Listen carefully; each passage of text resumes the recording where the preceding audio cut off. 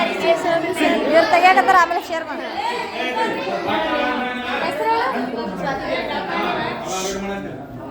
ಒಂದೇ ಕಾಲಮ್ನಾಗ ಹಾಕೋನಲ್ಲ. ಈ ಕೈಗಾರಿಕೆ ಭೂಮಿ ಮೇಲೆ ಇರುವುದರಿಂದ ಹೀಗೆ ಭೂಮಿ ಬರಡಾಗುತ್ತದೆ. ಕೈಗಾರಿಕೆ ಇಲ್ಲದರಲ್ಲಿ ಹೀಗೆ ಹಚ್ಚ ಹಸಿರಾಗಿರುತ್ತದೆ. ಕೈಗಾರಿಕೆಯಿಂದ ಬರುವ ತ್ಯಾಜ್ಯ ನೀರನ್ನು ನದಿಗೆ ಹರಿಯ ಬಿಡುವುದರಿಂದ ನದಿಯಲ್ಲಿರುವ ಜಲಚರ ಪ್ರಾಣಿಗಳು ಸಾಯುತ್ತವೆ. ಇದರಿಂದ ಜಲಮಾಲಿನ್ಯ ಉಂಟಾಗುತ್ತದೆ. ಕಾರ್ಖಾನೆಗಳಿಂದ ಬರುವ ಕಾರ್ಬನ್ ಡೈಆಕ್ಸೈಡ್ಗಳು ಆಕ್ಸಿಜನ್ನೊಂದಿಗೆ ಬೆರೆತುಕೊಂಡು ಆಮ್ಲ ಮಳೆಯಾಗುತ್ತವೆ.